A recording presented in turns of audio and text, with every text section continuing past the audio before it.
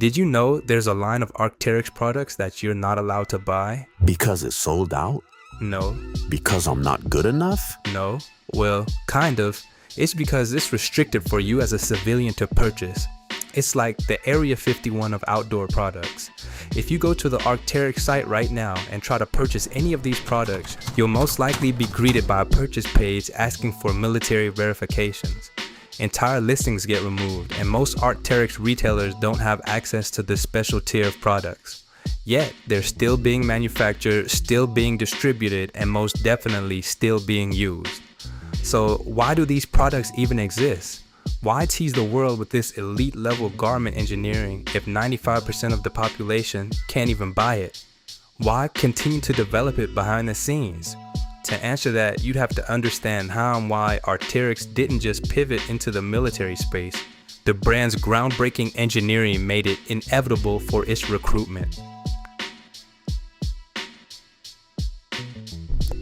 Most people know Arcteryx from the insane hype the brand has been garnering over the past decade. We have seen a vast array of celebrities flaunting this outdoor-based performance clothing as if it was some sort of high fashion brand. Now, to contrast that, the same brand is worn in completely different environments for a completely different application. Cold weather deployments, mountain operations, tactical law enforcement units. But this version of the brand exists with no logos, muted colors, and little emphasis on appearance. Both products made by the same company, but tailored toward two completely different universes. And the bridge that connected these two worlds wasn't mere marketing, it was precise engineering. So just how did Arcteryx become known for its innovative engineering? Arcteryx was founded in 1989 in North Vancouver. Back then, they went by the name Rock Solid. During the beginning years of the brand, they didn't make clothing, they made climbing gear. One of their early breakthroughs that began to harbor attention was the vapor harness. At the time, most harnesses used thick foam padding. They were usually bulky, heavy, and inefficient. Arcteryx replaced that with laminated materials that distributed weight across the entire structure. The result was a harness that was lighter, stronger, and more comfortable during long climbs. This was an important landmark in the brand's early development because it helped establish their market angle as not just another company making gear. It made the statement that Arcteryx was here to solve performance problems at a structural level, and that mindset would eventually lead them into military and government relevance.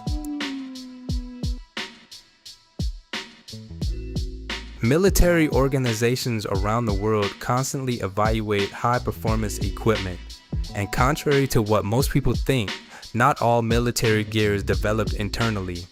Sometimes the best option already exists in the commercial market, and Arcteryx products began quietly entering into that ecosystem.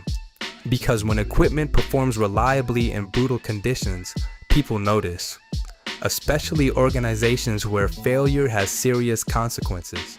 And eventually, Arcteryx leaned fully into that direction by creating LEAF, Law Enforcement and Armed Forces, a dedicated division specifically designed for military and tactical applications, and yes, still restricted from normal civilian purchase.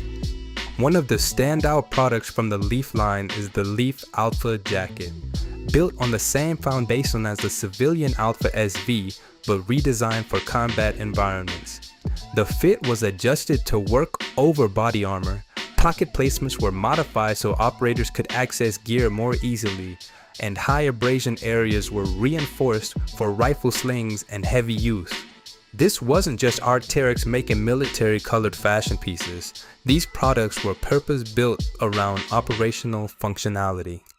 Arcteryx has spent decades refining one core ideal: maximum reliability under extreme conditions. Arcteryx didn't become military overnight. It kind of evolved there naturally. From the vapor harness to Gore-Tex system engineering to the Alpha SV. Every step pushed the company closer toward one outcome: gear designed to perform when conditions are at their absolute worst. Thanks for watching and stay tuned for the next one.